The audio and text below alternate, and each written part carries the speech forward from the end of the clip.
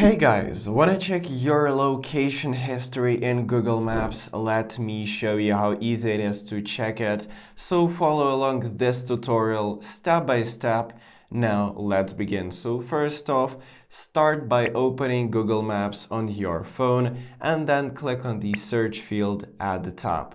Here you will see on this list which locations you have searched for recently or simply have visited.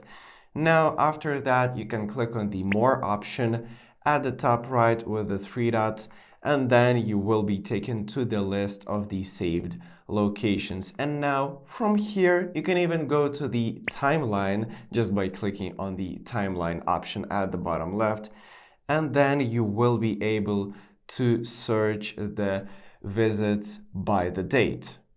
So to check the location history right here, just click on the Today option right here in this pop-up menu, and then review all of the dates and simply select one during which any trip or visit were made. So if the date is simply crossed out, this means that no trip was made then, and I guess this is pretty much it how the location history in Google Maps works. So thank you for watching and subscribe for more tips.